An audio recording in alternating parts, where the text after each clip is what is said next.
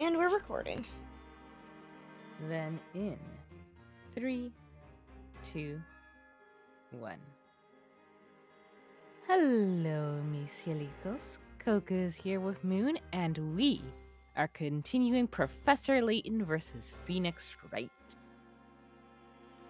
Okay. As demanded by both the defense and the Inquisition. The witness will testify about Sir Belduke's death. Any questions?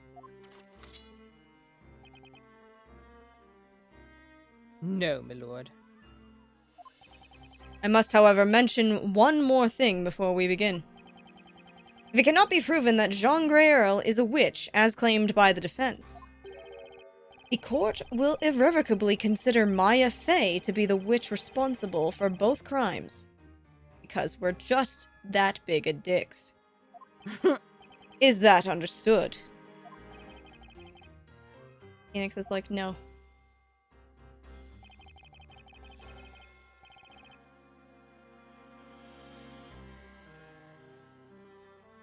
You have no choice, Sir Blue Knight.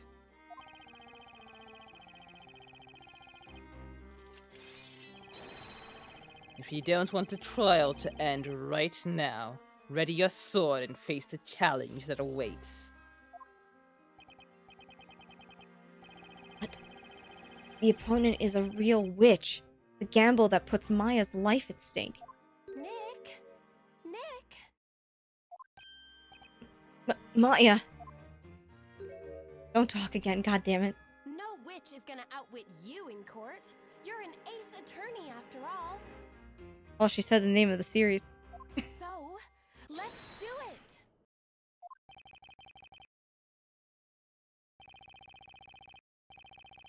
Defense accepts the conditions. Let's proceed with the trial.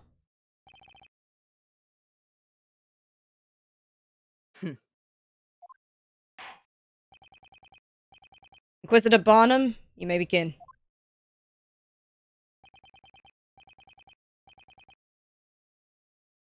We shall start with a brief summary of the incident.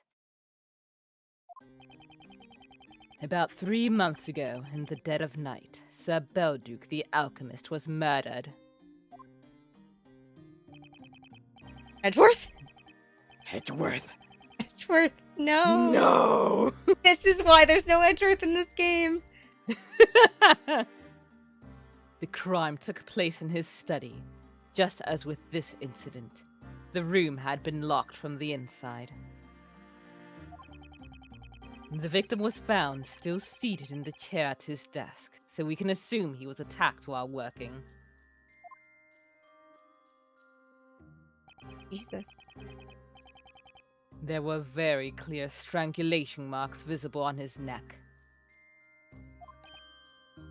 Oh. There's something trickling down from his mouth. Is that blood? Yes, most likely. The victim probably bit his tongue as he was struggling with his assailant. And you said earlier that some white powder was spilled all over the floor, correct? Yes. Hence, we expected to find the killer's footprints. However, there were none.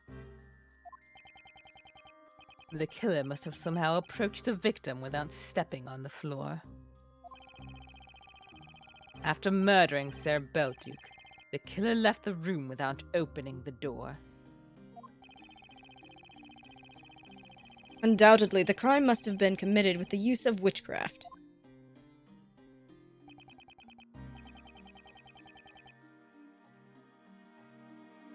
The body was discovered the following morning by the butler, Miss Grey Earl. The body was found by Grey Earl, huh? Wow. Thank you, Inquisitor Bonham. The court illustrator's sketches will be added to the evidence.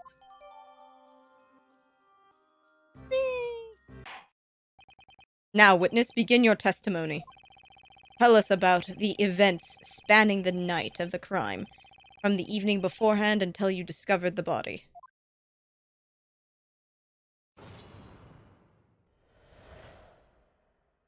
the night of the crime. At around 1 o'clock at night, I excused myself and left Master Belduke in his study. 1 o'clock at night? When I called him for breakfast in the morning, he did not respond. The door to his study was locked. A neighbor had come for a visit just then, so we forced the door open together. All the potions and other concoctions from the study have been confiscated. I wonder if they're being properly stored. Potions and concoctions were confiscated?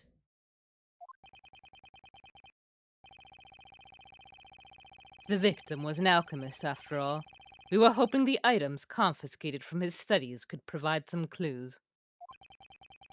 Besides, such things must not fall into the wrong hands. It might not be standard practice, but it was deemed necessary. The confiscated goods are stored in our secret vault.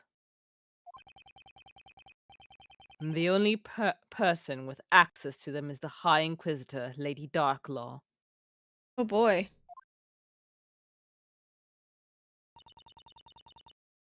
It has caused me great difficulty, as I have not been able to put Master's research materials in order as a result.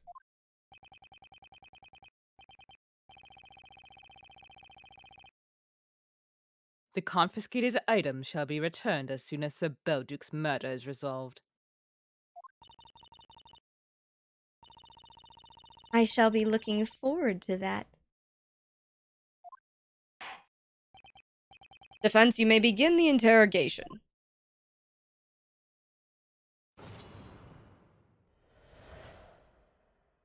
Can you imagine if they gave Phoenix a fucking sword? Stab himself immediately. Exactly. Okay. At about 1 o'clock at night, I fucking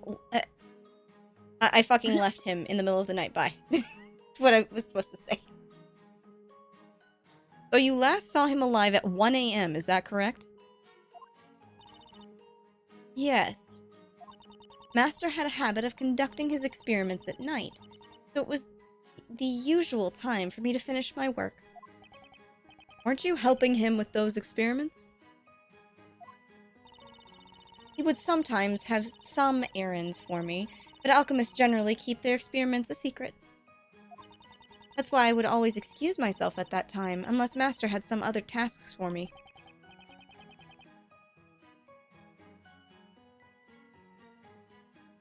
And that night there was no more work for you? That's correct. I wished Master a good night as I shut the door behind me, and then heard him lock the key. What? Lock the key, I guess key the lock. There was nothing unusual about him, at least nothing I had noticed. When I called him for breakfast in the morning, he did not respond. The door to his study was locked. Hold it! And what time was that? Master would always take his breakfast at 9 a.m., so it was around that time.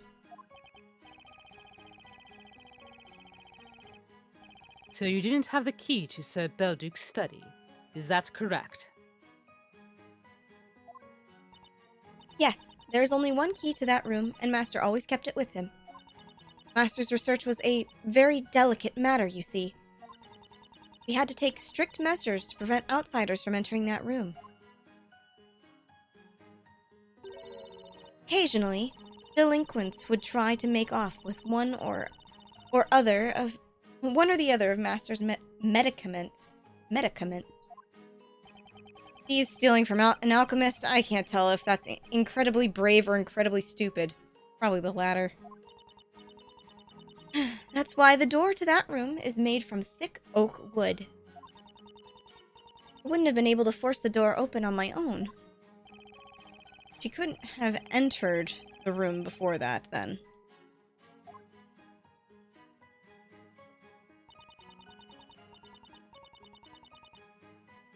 A neighbor had come for a visit just then, so we forced the door open together. Hold it! Wait, You mean you broke the door?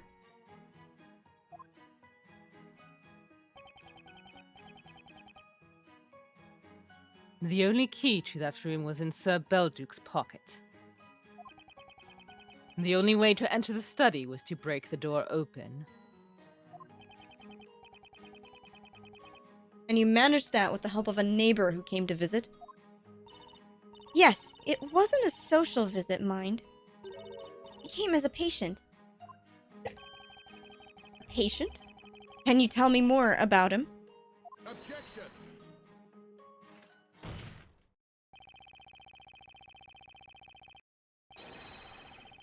The victim's neighbor is irrelevant. He has nothing to do with this case. It's that drunk guy again, isn't it?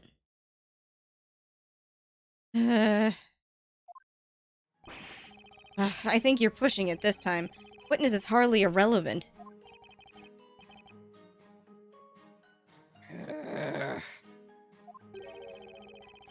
Not him so shaken. He looks as if he just had a rush of blood to the head. Master Belduke had been making very potent medicines, among other things. We would get people coming from the town at all hours of the day or night asking for them. And yet, in return for all the help Master offered, people would gossip about him, dabbling in witchcraft. So you broke the door together with a neighbor? Yes, when I explained the situation to him, he brought over an axe. And he proceeded to attack the door with great force, smashing it to splinters. I see. By the way, about that neighbor? Who was the... Yep. Mm-hmm. It's time for Emir's grand entrance. Did you miss me, guys? I long for death.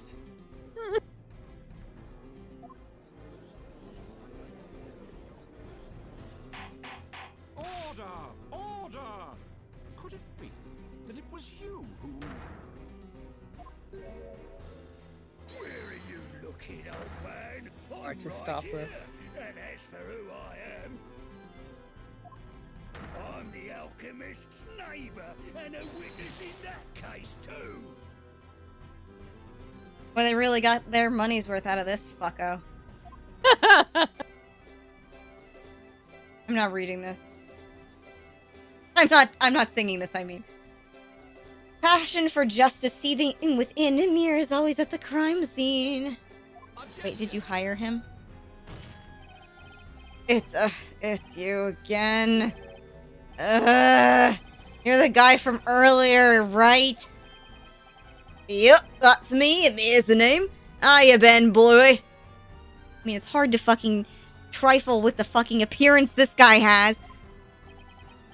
Are you really the alchemist neighbor? Seriously? I know, right? Freak coincidence, eh? But yeah, his house is next to mine. Fucking Muppet. Pretty cute earlier, Amir returns, drinking like a king. He never learns. That's why I tried to stop you from asking about the neighbor. Huh? What's so cold, Inquisitor Barnum?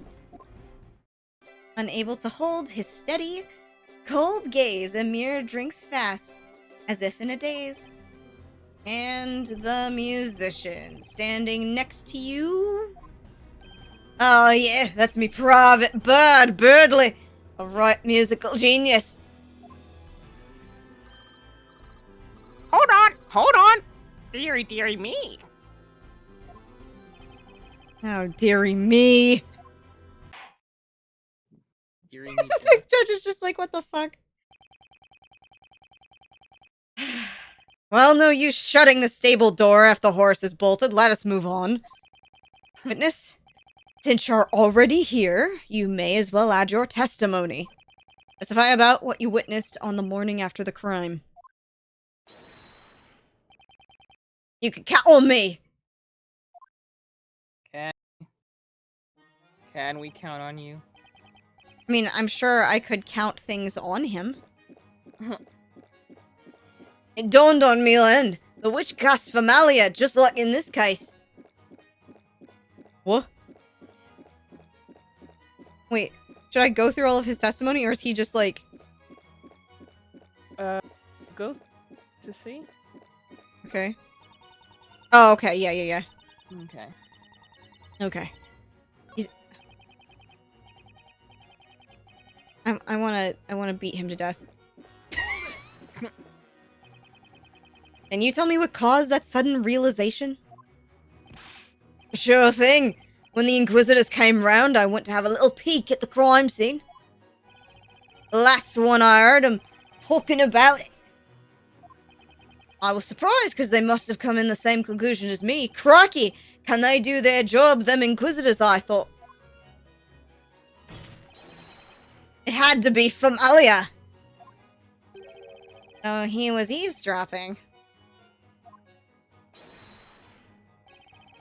If I happen to see that familiar user, I'll arrest him myself.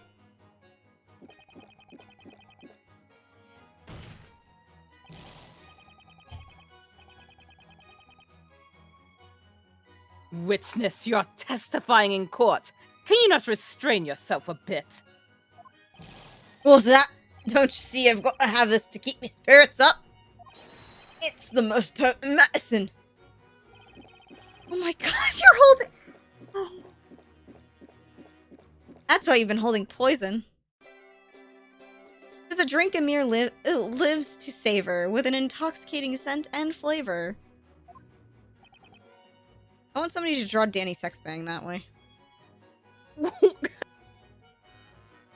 the bard, not Amir. Oh, okay. I was gonna be like, that would be incongruent. No, it's just because of the jaw on that guy. It was like, I've seen a cartoonist do Danny Sexbangs in like caricature like that. Anyway, this is a waste of time. I should be looking for decisive contradictions. Witnesses, continue your testimonies. All the potions and other concoctions from the study have been confiscated. I wonder if they're being properly stored. Hold it! Those items were confiscated 3 months ago. You still haven't gotten them back. No, not a single thing. Even though many of those were personal items of no relevance to the crime.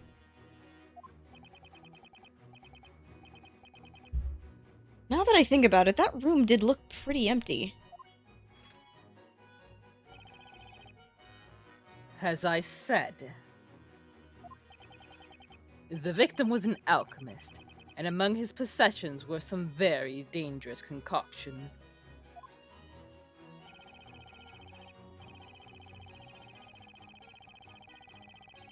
But he did produce medicines to aid sick townspeople as well, to give him his due. Indeed, alchemy is highly beneficial to the townspeople, even if they fail to notice it.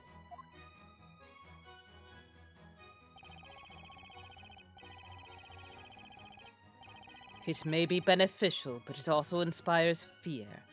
People fear what they do not understand.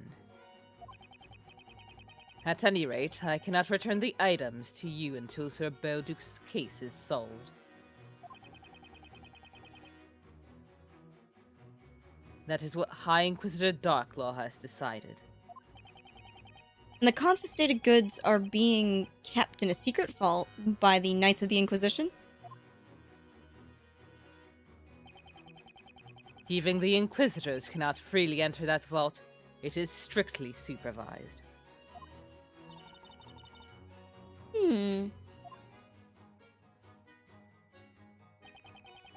All they have to say, huh? I really didn't expect him to appear. Maybe I should be used to it by now. Excuse me, Mr. Wright. Sorry to interrupt your train of thought. Oh, that's okay. I'm not thinking about anything. What is it? I'm wondering if it's just me, but I've been thinking about Mr. Amir's testimony. I think what he said is a little strange, isn't it? Yeah. How can I put it? It's pretty obviously contradictory. He was so keen to testify, maybe we should have give him some attention and point out those contradictions. What a good idea, Luke.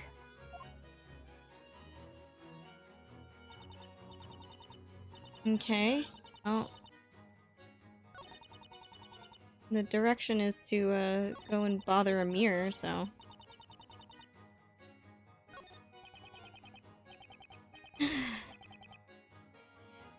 We've already pressed him about this, so... Yeah, we want to present the staff. Objection! There's something you don't seem to understand here, Mr. Amir. The Famalia gem in this witch's scepter is a fake. The gem is useless.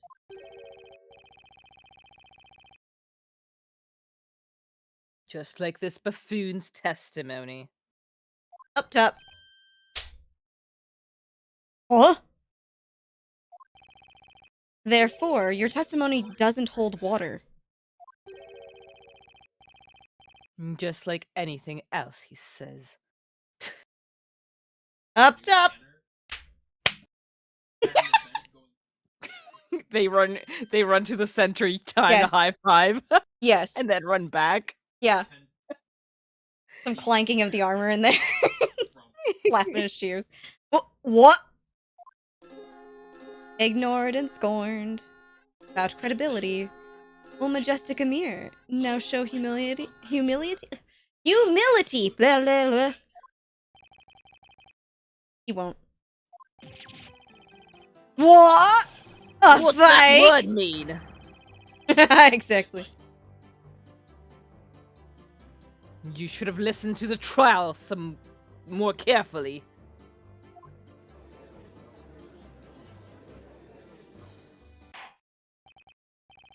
Now that has been dealt with, Inquisitor Barnum, this witch's scepter has not discovered, was not discovered at the crime scene when Sir Belduke was murdered. Is that correct?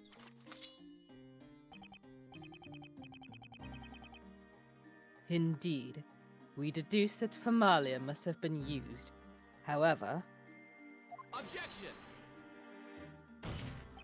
But that Famalia gem was a fake. That much has been demonstrated today. What's more, as we've learned from Cracker, the parrot's testimony...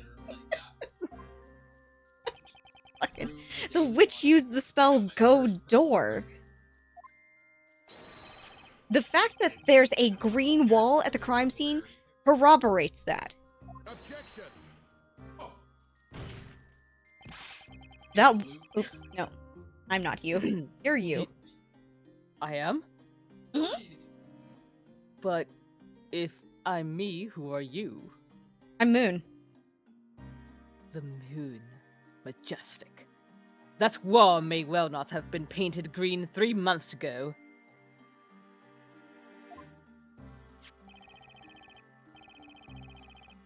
And besides, no one could have passed through a portal so small. Be honest, I've started wondering, were Sir Layton and Sir Belduke's murders actually committed by the same witch? Objection! Motherfucker, are you serious? Your Honor, I'd like to remind you that was the Inquisition's claim. Every fucking time with that, man. He's right, though. It's got to be the same culprit in both cases. Judges And- only have room in their brain for food. It's true. And honestly, same. Honestly, same. My dinner was so fucking good, Coco. What was it? It was, I got a Korean pork dish called, Daeji bulgogi. It was spicy pork, fried up, and it was tasty. I got scallion pancake.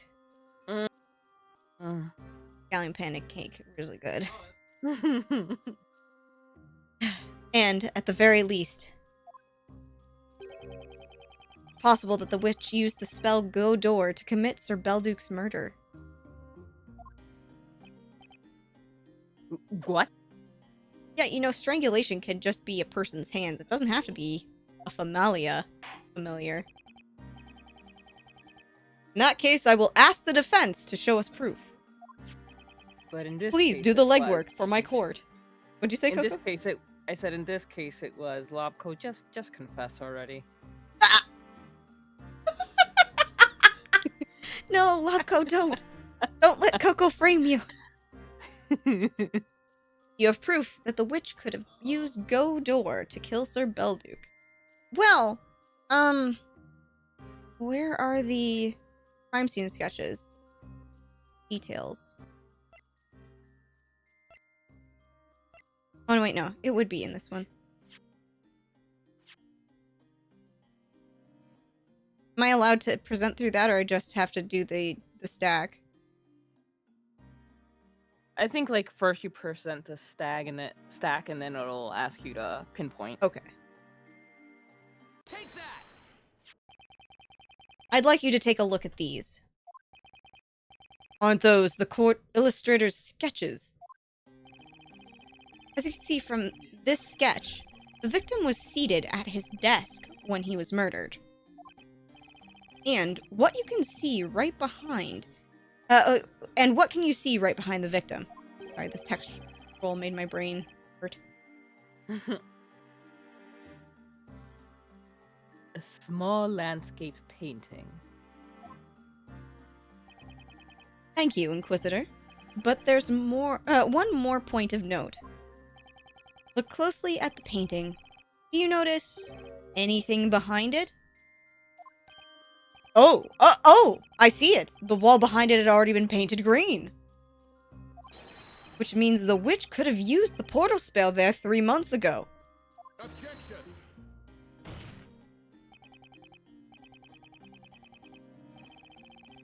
One moment, my lord. Consider how small that portal would have been. Could a witch have passed through it? I think not. Objection! Of course, the witch would not be able to go through it. However, if you look at the distance between the portal and the victim, you'll notice that the victim, Sir Belduke, was sitting just an arm's length from where the portal would have been.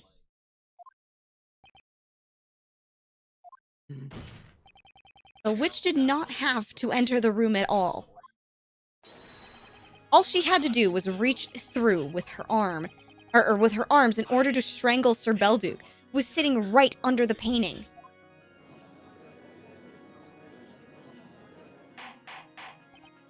Order! Inquisitor Barnum, what say you to that? I say nay! A fascinating theory, Sir Blue Knight.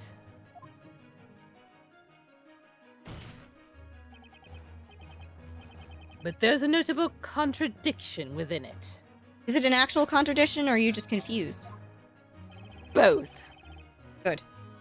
Where would that be? Tell me, why do you think we concluded that Formalia had to have been used? We had a certain reason for it, of course. And what was the reason exactly? The crime scene had been tampered with. How so? Imagine the circumstances of Sir Belduke's death, and it should become obvious, even to you. The victim was choked to death. And yet, there were no signs of a struggle. Highly improbable, don't you think? Oh, he was drunk. Like, passed out drunk. Or poisoned. What are you getting at?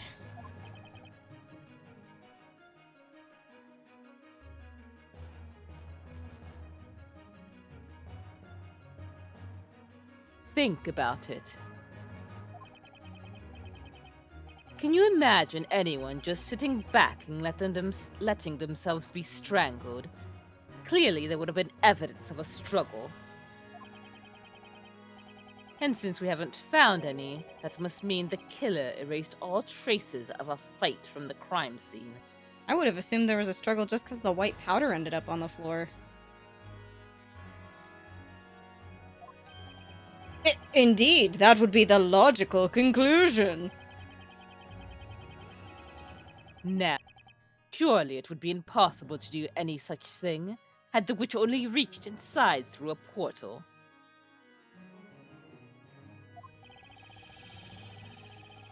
In order to cover up the evidence she left behind, the witch had to have used a familiar, Lobco.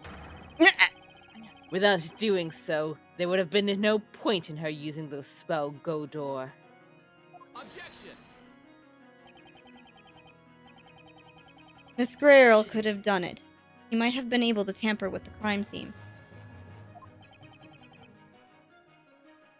What are you talking about? The morning of the crime. From the time Miss Grayrl and that guy entered the study, until the arrival of the Knights of the Inquisition, there was a window of time in which she had the opportunity to do so. We need to look into what happened in that window. It seems we may be in need of another testimony. Witnesses testify about what happened in the time between the body being found, the Knights of the Inquisition arriving. Sure thing, ask me anything. I'll tell you all you need to know. A glorious Amir, tell us more. Maybe you won't be laughed at as before. Only 2 people accessed the crime scene on that. Accessed the crime scene in that time. Grayrl and Amir. Believe it or not, Amir is the key witness in this case. That sucks to be us. That explains why he's been poisoning himself systematically this entire time. He probably filched something from the crime scene. Foolishly being like, oh yeah, that's my medicine. The thing with the skull and crossbones on it. Yep. And with that, I think we are at the end here. Well then, thank you all lovelies for joining us. We really appreciate it. And I hope you have a good rest of your day. Take care of yourselves and each other. Bye-bye.